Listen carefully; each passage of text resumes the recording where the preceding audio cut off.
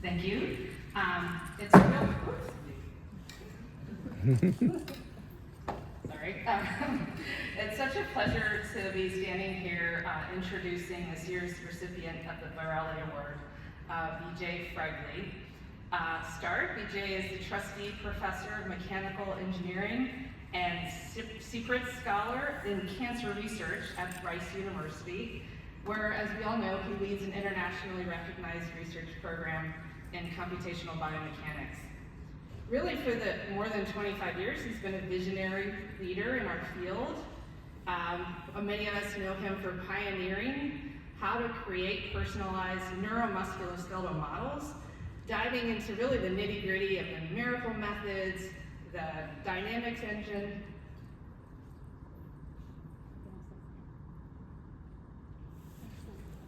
Oh, it needs another slide. Sorry. I was like, Aaron?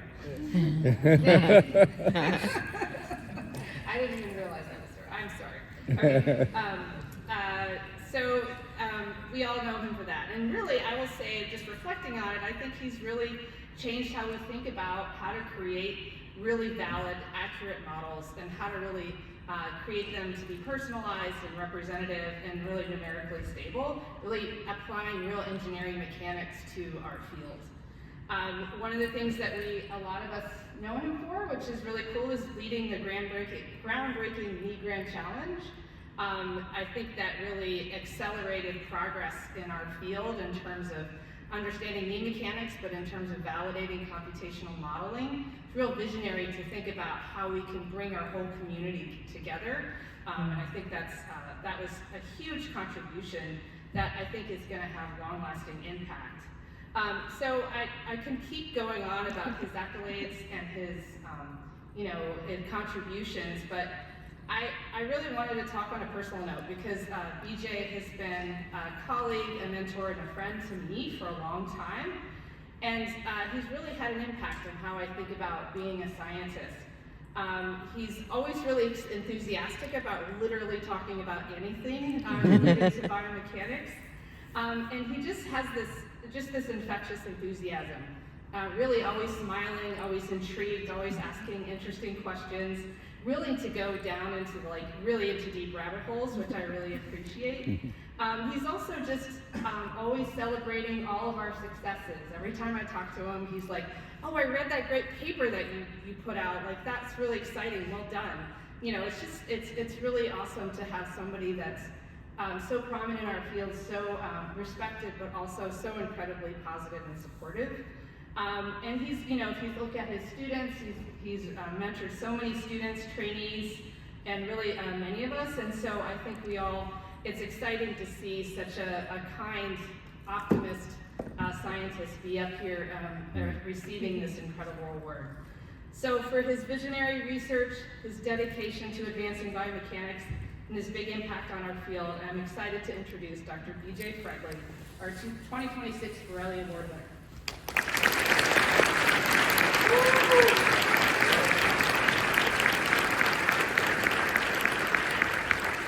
Wow, what an introduction. Okay, thank you.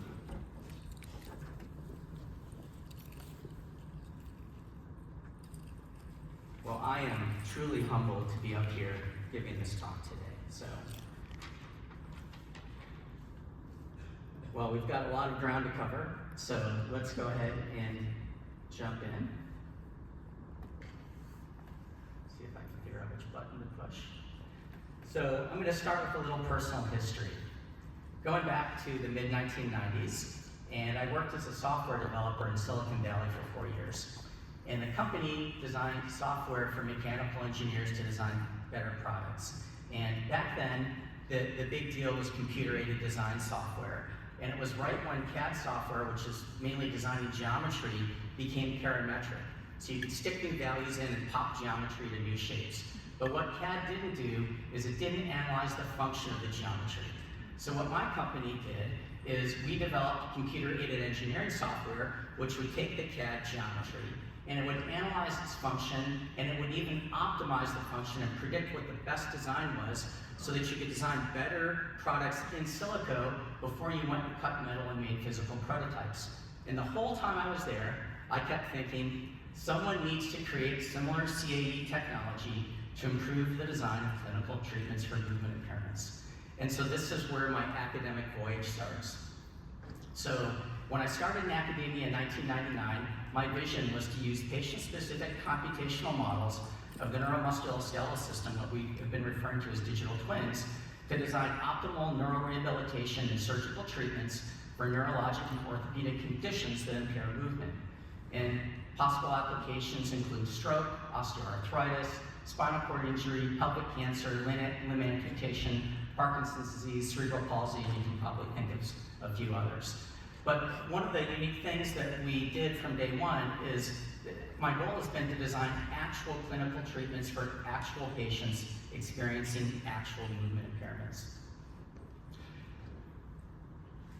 So to do that, there are going to be some challenges. It's going to be a little more challenging than designing airplanes and automobiles with CAE software. And so to move into that space, we need to be able to reverse engineer a computational model of the patient or the digital twin. And because every patient is different anatomically, physiologically, and neurologically, clinical treatment design needs to account for those differences. A second challenge is we need to collect pre-treatment movement and, for some conditions, imaging data from the patient.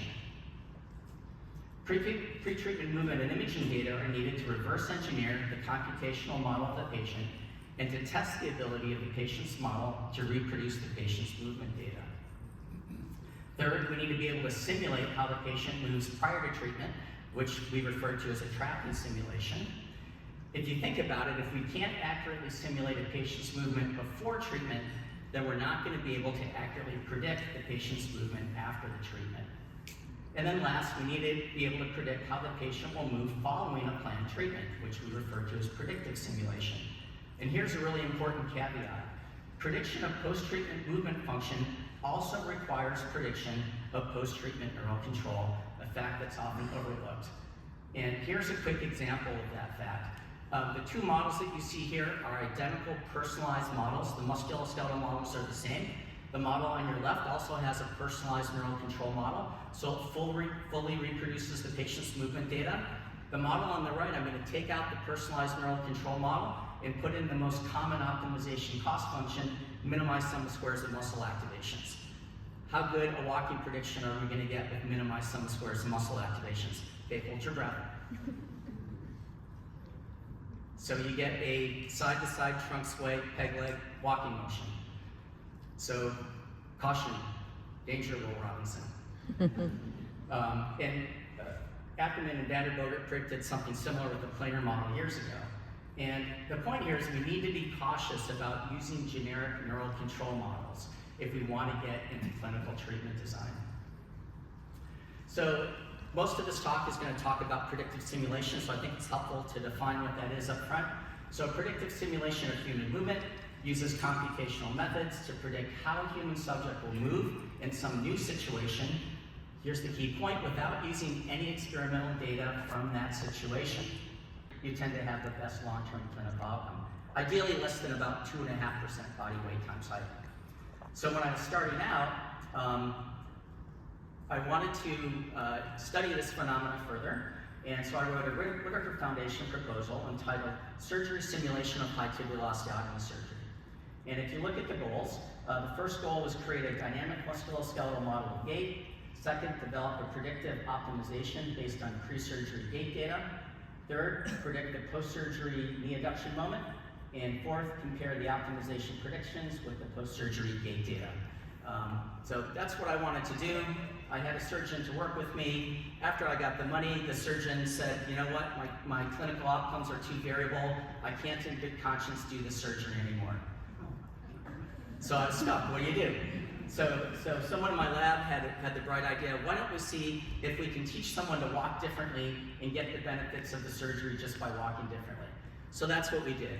So we collected gait data from a single subject who looks mysteriously like me. Single subject with bilateral medial knee OA, 1.4 meter per second self-selected walking speed, marker motion and ground reaction data, isolated joint motion trials in addition to the walking trials. And the goal was to design a customized walking motion that reduces both peaks of the knee adduction moment to 2.5% body weight times height. And so we wanted to see, can we get the benefits of HTO surgery just by walking differently? So I created a dynamic musculoskeletal model on my own using AutoLev and 27 degrees of freedom, full body, three-dimensional engineering joints. We personalized the functional axes of the joints and also the mass properties of the model. So once we had this personalized model, we tried to see how we could predict a new walking motion with it. And this was our first attempt. And you can see that it was an abysmal failure. And the reason is we were doing forward dynamics. We were guessing controls and then simulating motion. Of course, we're huge inverted pendulums. We have no business walking around and staying up. And so what we had to do is make some concessions. And so we switched to an inverse approach. Well, first of all, we need stable simulations to use traditional optimization methods. We want it to be fast. Couldn't do a ground contact model at that time. Wanted realistic walking motions. And so we did an inverse dynamics approach instead. Now we guess motion and back calculate controls. We constrained the way the feet moved through space. Again, there's no ground contact model. Made sure the ground reaction forces stayed under the feet. And here's a key point that you're going to see throughout the rest of this talk. I had no idea what in the world is the control strategy going to be. But if you think about it, when we learn to do new things, what do? We find a neighboring control solution. We don't do something completely different. So I made the assumption that whatever happens afterward, that it's just going to be a variation away from where I started. So we're going to minimize changes in the control torques. And so on your left is the experimental walking motion. You can see there's a large moment arm there for the ground reaction force vector about the knee center. On the right, we have the optimization prediction. And if you look at the two walking motions, you'll see the prediction looks very, very similar to the original motion. Basically, all that happens is the pelvis gets leveled more and the knee is flexed a little bit, so both of those help you medialize the knee. So there's the original knee adduction moment curve. Here's what the optimization predicted. Very nice reductions. I sent this to a journal. The reviewer said, wow, very innovative work, rejected. And the reason was they said you didn't prove that it worked. And I tried to argue, hey, look, there's all sorts of studies published in this journal. We're computational people, we generate predictions, other experimentalists test them, and they said, nope, we're not going to publish it unless you prove that it works. So I found someone to work with, went back into the gate lab, taught myself how to do it. Here's what we achieved. I was mad at the first journal, so I sent it to another journal and went right through. And this is now a highly cited article. So a couple limitations, of course. No muscles were included, no neural control, couldn't model large changes in foot ground contact. Skeletal dynamics was violated, F didn't equal NA. And so I realized this approach is not going to work for a broader range of clinical problems. So we moved to the second part of the talk, personalized neuromusculoskeletal modeling. And so here we began working with stroke subjects, and over the next 8 years, I gradually started chipping away at those limitations so we could still personalize joint functional axes, but then we added personalized muscle tendon models, personalized foot ground contact models, come on, there we go. And finally, a synergy-based personalized neural control model. I'll talk about that in a second. So now we have all of these new elements in the model. One of the key decisions that we made back then is to use muscle synergies to control muscles. So if you're not familiar with that, 30,000 foot view, here we have 12 muscle activations from EMG data. And basically what muscle synergy analysis does is it breaks it down into a lower dimensional space. So now instead of having 12 control signals, here we only have 4. And then we have some weight vectors that go with those. And so if I want to reproduce any of those 12 signals, I just take the 4 time varying signals, multiply them by the corresponding weight vector for each muscle, and I can reasonably well reconstruct all 12 of those signals. So why are muscle synergies nice? Well, most people use this low dimensional representation to characterize how someone's neural control works either pre-treatment or post-treatment, but we like to use it for a different purpose. if you're trying to predict how someone is going to function after surgery and you've got 80 muscles on each side of your body, that's a lot of muscle activations to predict. I'd much rather predict 4 synergy activations per leg or how the weight vectors are going to change. So I'll show you an interesting application of that. So again, back to the stroke subject here, high functioning, 0.5 meter per second self-selected walking speed, 0.8 meter per second fastest comfortable. We collected a lot of gait cycles, marker motion, ground reaction data, really cool 16 channels of EMG data per leg. So this is going to let us use EMG-driven modeling to personalize the muscle tendon properties and get around the unknown neural control, what in the world is the human body maximizing or minimizing anyway question.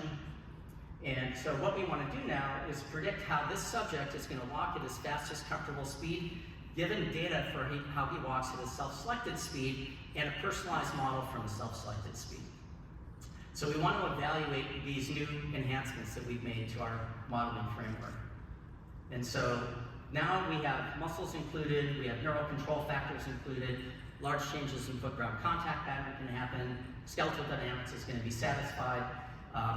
We're going to do this 3 ways. We're either going to have torque actuators, individual muscle activations, or just 5 synergy activations per leg.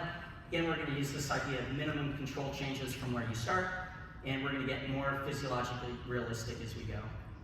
And I'll just say that the synergy-controlled simulations are dynamically consistent. You put the synergy data in, and you get out a walking motion. So here's the torque-predicted motion. Doesn't do what the subject did. It's realistic. He stubs his toe, he hip bikes, but it's not what the subject did. Individual muscle activation control. It's better, but doesn't have the right cadence and stride length. And then finally, we do synergy control, and we get a very accurate prediction of cadence and stride length. And so again, we're using relative control, only 5 synergy activations per leg, and it predicted walking in this new situation really well. Limitations. It took one PhD student 5 years to combine the work of previous PhD students to get this thing to work. Every time I want to do this, I didn't want to wait 5 years. So what am I going to do? So I talked to Grace Peng at NIVIB, and I was complaining about this problem, and she said, "You used to be a software developer, just develop software. Make some software that does this." And I went, I don't want to do that, I don't want to do that. She finally convinced me to do it. And so that brings us to the last part of the talk, the neuromusculoskeletal modeling pipeline. So we have an article on this that came out in 2025. Large number of students, postdocs have contributed to this effort. So the NMSM pipeline is open source, MATLAB-based software that adds model personalization and treatment optimization tool sets to OpenSim, and it works with any OpenSim model. So it's all done in the MATLAB programming environment. Again, it works with OpenSim. It uses GPOTS2 as a direct collocation optimal control solver, and in OpenSim 4.6, models personalized in the NMSM pipeline will work in OpenSim and Moco if you want to work in Moco. So we have a graphical user interface in OpenSim, so you can create settings files to run the different tools, and they output XML settings files that expose more advanced features for advanced users. So all of our tools are run with XML settings files. There's no coding whatsoever required. You can modify our existing MATLAB code or write your own new code if you don't like something that we did, and it's all open source in MATLAB. We have some basic data pre-processing that we do for you, and we have surrogate musculoskeletal geometry to speed up the predictive simulation process.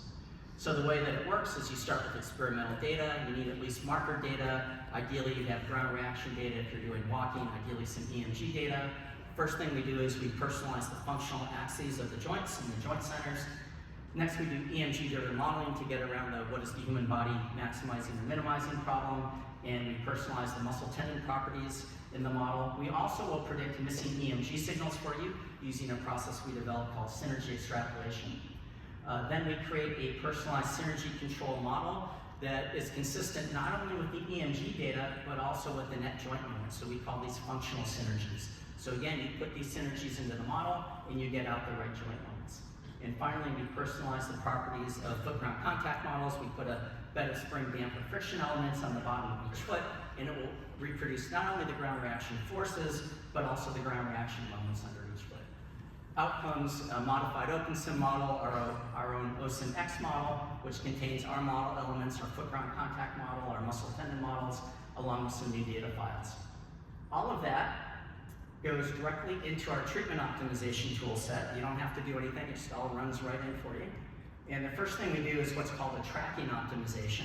So the goal here is we want to spread out the errors in matching all the experimental data. So we want to match the ground reaction forces, moments, marker motion, inverse kinetics data, inverse dynamics data, muscle activations. We want to match that all simultaneously as closely as possible and make F equal MA, so it's dynamically consistent. Once we have that done, we take the controls that we just predicted, we put them back in the model, and we make sure that the model still moves the same way it did in tracking optimization, produces the same ground reactions, but we're not tracking them now. It's just a sanity check. It's our initial step before doing design optimization. And then the last step is the fun part. You get to design optimization, and now sky's the limit. You can put in whatever you want to do to the model. You can add an exoskeleton. You can design a new walking motion. You can put a surgery in, whatever you want to do. And then out come a variety of experimental data files that compare your original data with your predictions. So this is a list of all the cost function terms we currently have. I don't expect you to read these. I just want you to know we have a lot of cost function terms. But if there's something you want to do and we don't have it, that's okay. We have user-defined cost function terms too. It's in MATLAB. And so you can write one function and you can add your own cost function. We have even more constraint terms in there. And again, don't look at all the details. But if there's something we don't have, you can write your own user-defined constraint term. We also have user-defined model parameters and model modification functions. So there's a lot of flexibility available within the NMSN pipeline. So nmsn.rice.edu, it's a one-stop shopping if you want to learn more about the NMSN pipeline. We have a lot of great training material on there. We have beginner, intermediate, and advanced tutorials. The advanced tutorials in particular are real-life problems that go through great detail step by step so that you can learn how to use these tools. And the latest version we always post on simtk.org. So that's the place to go to get the official version. So I always get this question, do you use artificial intelligence in the NMSN pipeline? And actually the answer is no. So why don't we do that? We use a little bit of surrogate modeling, but we really don't use AI. And machine learning models don't extrapolate well outside the training boundaries. Thank you for covering that in the previous talk. So what we're really focusing on is physics, physiology, and neuroscience models. We believe those do extrapolate well to novel conditions. And if you think about it, we're trying to predict how someone gonna function under some conditions where you could never have data. Maybe in the future, maybe Scott can collect enough data from enough patients in all sorts of different conditions, and we'll be able to do machine learning models. But today we can't do that. And so we're going to bank on physics, physiology, and neuroscience for now. So let's go back to the gait modification study that I did before. For a course project, I thought it'd be fun to redevelop that prediction in the NMSN pipeline. And so here it is. Now the feet can go anywhere, and we got some nice reductions in peak induction moment again. And then I did that Whitaker project that never really got finished properly. I wonder if I could do high tibial osteotomy surgery on here. Some of you went to my talk yesterday. So in 20 minutes, I went in and I put in each TL into my OpenSim model, and I ran the predictive simulation, and that's what I got.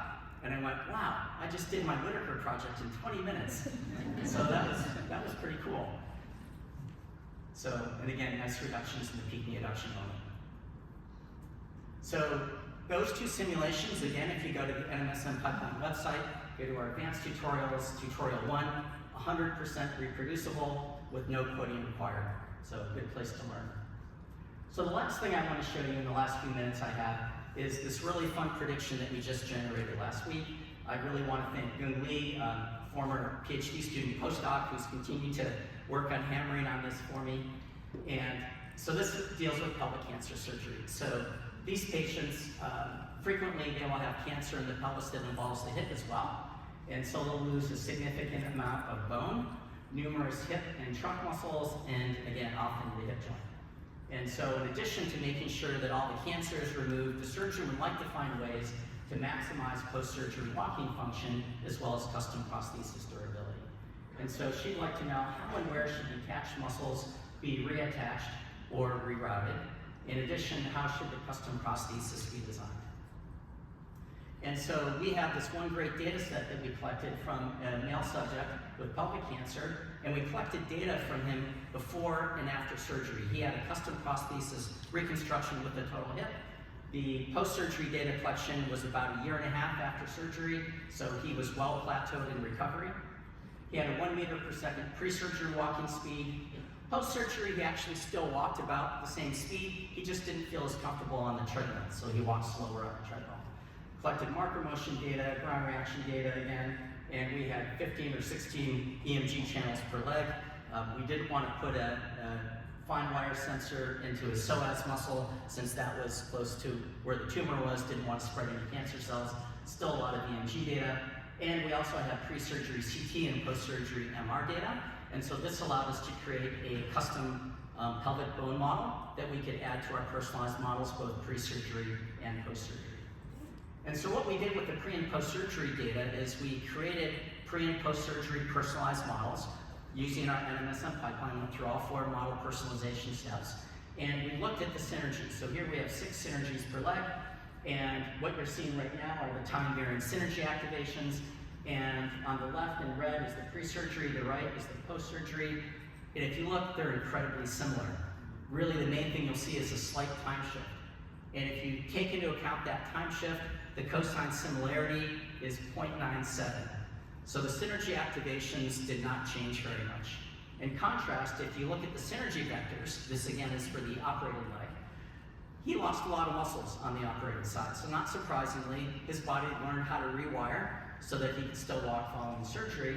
Cosine similarity here, 0.77. That's a helpful observation because again, I don't want to predict how 80 muscles per leg are going to change. What I want to do instead is somehow take advantage of synergy information to make the post-surgery prediction problem easier. So what are we going to do here? We're going to predict that after surgery, his time-varying synergy activations don't really change very much, but we're going to give the model lots of flexibility to change the synergy vector weights. And so we want to evaluate this very simple neural control strategy and see how well it's able to predict this individual's post-surgery walking pattern. And so we took the pre-surgery model, we added the surgery to it, we incorporated the geometric model, the custom pelvic prosthesis, adjusted the muscle attachment points appropriately, removed all the muscles that were removed during surgery. There are a number of muscles that are detached and reattached. We made the assumption that those muscles were not very functional. And the cost function, again, we're going to use the relative control concept. In this case, the time-varying synergy activations don't change much from pre-surgery. The time-invariant synergy vectors will give those wide latitude to change. And what we do for the arms and for the toes is we assume the motion didn't change much from pre-surgery conditions. Constraints, the only things we had are dynamic consistency, F hat equal MA at the end. The walking motion had to be close to periodic. And we assume the same gait speed and period as pre-surgery. We still have to figure out how to slow the model down to his post-surgery speed, but we'll have to look at that later. All right, so here's a pre-surgery tracking simulation, fully personalized model. It closely matches his ground reaction data, joint motion data, and his muscle activations. And if you look at it, it looks really normal. No excessive toeing out, no funny knee motion, no funny trunk knee. So how about post-surgery? Okay, what you're going to see here is look at the right leg, that's the operated leg, and you'll see that he's toeing out. He's got increased hip external rotation. When you look from the side view, the sagittal view, you'll see that his knee is quite straight during stance phase. It wasn't like that pre-surgery. And you're going to see some extensive lateral trunk lean. Okay, so the prediction is on the left, the experimental post-surgery measurement is on the right. And it's not bad. It's got those key features.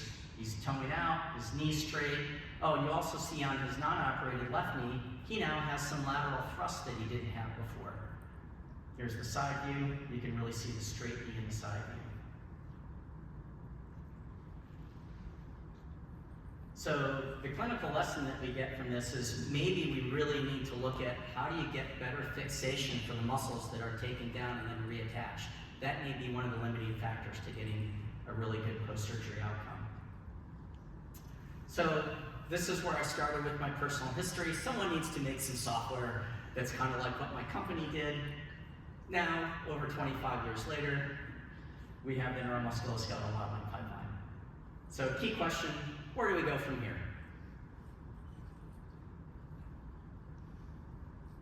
Oh, I didn't play. This was fun.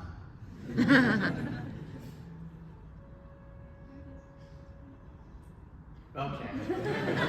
Well, you got the very end of the Star Trek. You were supposed to hear it first and then guess that it was the French horn. So my first suggestion is learn how to play the French horn. Why am I saying that? So before the NMSM pipeline, if you wanted to do these types of model personalization and predictive simulation tasks, to have all those different pieces of functionality all within one framework, you'd have to go and find all the parts.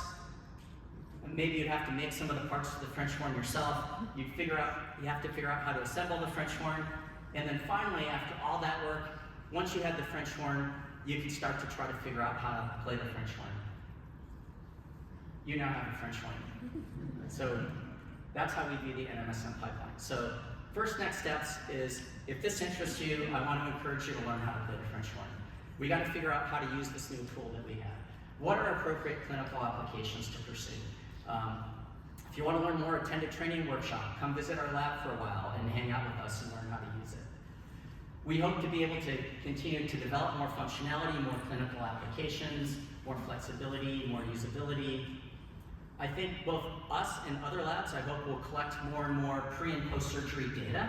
We need the post-surgery data from the same subjects we got the pre-surgery data. And this doesn't just apply to surgery, to neural rehab, anything else, because we need to be able to validate these tools before we start using them on patients. Neural control, still an open question. I think this relative control idea for clinical applications with synergies, it's got some potential. But inverse optimal control, tuning cost function weights, that may be helpful as well. We need to look at these different options. We need to continue development of better tools for anatomical personalization. Thank you, Sylvia. Thank you, Tor, wherever you are. There are other folks, Hans Kynes, that are developing these wonderful tools. We really need those to do the anatomical personalization. We only do functional personalization. And then continued development of better and faster and easier data collection methods. So Scott Allred, Scott Delp, others in this room are trying to find ways to get data collection outside the lab and make it quicker and easier.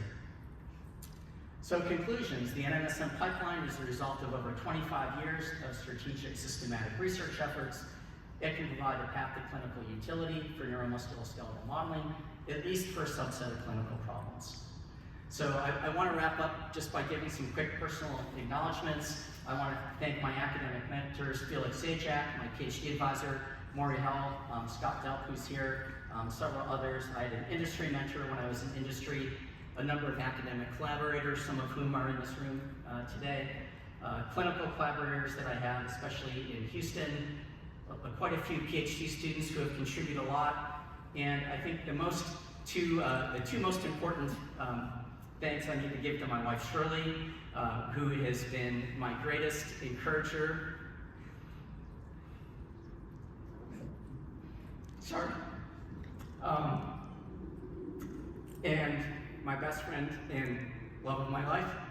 And I want to thank Jesus, because he's the one who gives purpose and meaning to my life, who motivates me to do research that will hopefully have an impact on the lives of others, and hopefully to do it in a way that not only the research itself will be beneficial to people, but also the way that I interact with people in doing that research, I hope will be beneficial as well. So in any case, thank you. These are my various funding sources over the course of my career, my lab website, and if you ever come visit, you can meet the Matt Lab, which is our teacher, who comes to the lab with me every day and goes to lecture. So, thank you. I'm Jessica Allen, University of Florida. First, congratulations for this award. Second, thank you for introducing to me the idea of biomechanics and teaching dynamics many moons ago as an undergraduate student. It was really inspiring to see this the question you started with at the beginning and how over this long career that you've managed to get to where you wanted to be, but along the way you had to do this in all these parts and convince people to let you do this. And for those of us that are maybe going through that, do you have any advice of like just how to continue with the waves, like keep being able to do that and being optimistic, because you are so optimistic? Yeah, well, you're right, it's very hard. And I think two things is you have to have the big picture vision of where you want to go. And then, especially the second phase, I figured out here are the pieces I have to add. And then the challenge is for each of those pieces, how do you figure out how to write a grant proposal that attacks that one piece? And I think the one thing, this is advice that Felix gave to me years ago, is you don't have to solve cancer in a single proposal, but you do have to show the reviewers how, if you get this new piece in place, it's going to be an important step to getting to your final thing. And I think that's part of the challenge. Of course, the other part of the challenge is thinking about who is on the review panel. So if it's NIH, you got people that do all sorts of things, and many who don't do anything related to what we do. And that's why I didn't share this, but the NMSM pipeline proposal, that took me 3 tries. And the first try, they said, oh, this is terrible, it's not worth discussing. And so the second try, the only thing I changed is I changed the introduction, because I knew I wasn't capturing the people that weren't in our field, and I added something non-technical. And it just missed getting funded because the primary reviewer just didn't get it. And then the third time I submitted it, all I did was rebut the critiques of the primary reviewer the other time, and it went to 2nd percentile. And so I think the other thing that is at least been helpful for me is if you think that the idea is really worth pursuing, then don't give up on it. Just keep chipping away on it and chipping away at it, and you'll get there eventually. Thank you. Oh, hi. Aja is next. Aja Chandra. I said, congratulations, BJ. It's an incredible volume of work, and you said 25 years getting to the French horn. And I'm wondering, for those of us in the room who might be interested in anything above the pelvis, spine, shoulder, anything like that, is it figuring out tweaks to the French horn, or is it building a saxophone? Like how far are we from doing something like that? It's not far, I don't think. So the pipeline will work with any open sim model. So if you want to do upper extremity, I think one of the challenges is that the upper extremity is a closed kinematic chain, the shoulder mechanism. And so trying to model that, getting a good shoulder model that has muscles on it. So we use joint model personalization and have a really nice closed kinematic chain shoulder model. Doesn't have muscles yet. And of course, once you add muscles, once you have a closed kinematic chain, when you do inverse dynamics, you no longer get a unique solution. So there's some modifications that have to be made to how all this could work, but it's not that far away. I think some of the bigger challenges are getting good EMG data for the upper extremity because the muscles are smaller. And one of the recent challenges that we've had is how do you estimate good peak isometric strength values for the upper extremity? But I just learned from Sylvia that she's got a new paper out that gives us some nice scaling relationships that can get us close to start. So I really think if we as a research field focus on that, I think in a couple of years we can be doing all this with upper extremity models as well. Thanks. All right, I'll ask my question. Okay. Thank you, BJ. That was such a really great talk, really fun and inspiring. Thank you also for all the work that you've done to share data and models and software to help the rest of the community. I know that's a huge amount of work, so thank you for doing that. My question is about the personalized neural control. You presented some really compelling results about how important that is. If you're doing an invasive orthopedic surgery like a high tibial osteotomy, you should be able to collect some EMG. But for some interventions, that might not be possible. So do you think that there's a world where we can build the kind of personalized models we need that are predictive of an outcome without getting EMG every time? Yeah, that's a great question. 2 answers to that. I think one possibility is, so it takes a long time to put all the sensors in the right place and make sure that you're collecting data from the right muscles.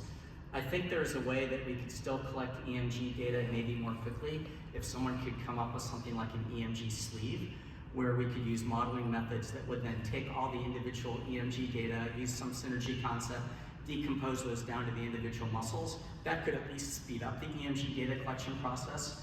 Another thing I think could be helpful is if we can characterize the synergy vectors for different people in some way. Again, that greatly reduces the design space for what you have to predict, and I think we could get close to unique solutions if you have the motion data and you already have the synergy vectors. So if we worked more on how do we get individual synergy vectors for specific patients, then maybe if you collect data outside, you have that information, maybe quickly you could get down to reasonably accurate muscle activations. Or maybe some large-scale data sets with EMG for lots of people, because we like to think that we're unique, but sometimes we're a lot like other people. Well, that's a great point, because I think we have to think about uniqueness within categories. So think about the pelvic cancer patient. Yeah. That individual had time-varying synergy activations that didn't change much, but the synergy vectors changed a lot. What if all neurologically healthy pelvic cancer patients responded that way? Then we can take that principle and apply it to that situation. So I think we also need to look at synergies and say, okay, for different clinical populations, what happens with the synergies pre to post treatment, and can we take advantage of that information? Thanks again, and congrats. Thanks. Congrats, BJ. So well deserved, really an inspiring talk. I appreciated the intro Sylvia gave. It's all true. When I call my brother and tell him BJ Fragley won the Borelli Award, he will reflexively say, BJ Fragley, nicest guy in the world. He says that every time I say your name. One comment and then a question. The comment is, you kind of brushed over the idea that you could discover a gait with optimization and the gait achieved some goal. So when you came out with that, I saw that, and it kicked off like 15 years worth of research and experiments in our lab. So that alone was extremely valuable. We found that people couldn't learn the gait as well as you did. We had to simplify it, but that simulation-based discovery that led to experiments was awesome. The question is, for the cancer application, what does the surgeon really want to know? How can your simulation inform some meaningful difference in how the patient's going to get treated surgically? Yeah, so initially what the surgeon wanted to know was there are certain muscles that are hard to keep. And she'd like to know, is it really worth the extra half hour in the operating room for me to keep this muscle? She had already made that decision about the psoas on her own, and we did a previous study where, at least in simulation, we showed that it's super valuable to keep the psoas, and so she was really happy to see that. She was already doing that anyway. She has that question about a couple of other muscles. The one thing I didn't share there is some of these patients don't get a reconstruction. So they don't get a custom implant, they don't get a total hip, they just have no hip. And the surgeon pulls up the residual femur into the residual pelvis, wires it into place. These people have a big leg length discrepancy and they can walk around. And she has a little bit more latitude of where she hangs the residual femur. And so she's kind of curious, if I wire it into place differently, maybe if I try to reroute muscles a little bit, would that help? And so that's the other thing that we're looking at. But I think from this, one of the things that we're going to talk about is, can she find a better way to reattach muscles? I think it wasn't the goal of what we were looking at, but I think it could be a very important clinical finding. All right, we've got a couple more questions. We're at time, but I think we can make them quick. So what are we over here? Anna Bales from Stanford. Thank you and congratulations on your award. I work in pain medicine, so I'm thinking all the time about like all the biopsychosocial things that can impact outcomes. And this is a really beautiful demonstration of how we can kind of predict, like when we tweak something biologically, what might happen. Do you see any way of integrating this with like other screening metrics or other factors that can influence trajectories? Well, yeah, like biosocial, I think the only thing that comes to mind there is, imagine if, let's say that someone had, we're looking at an incomplete spinal cord injury, for example, and someone's getting rehab, and you say, you have to go and try to strengthen all these muscles because we think muscle strengthening is going to help you walk better. Wow, that's kind of hard, right? Because there are a lot of muscles you could strengthen. You don't really know how it's going to turn out. What if instead we could go in and say, you know what, these two muscles are the really critical ones. So we're going to put you on this very targeted strength training regimen. And if you can strengthen these two muscles, here's how much better we think your walking function is going to get.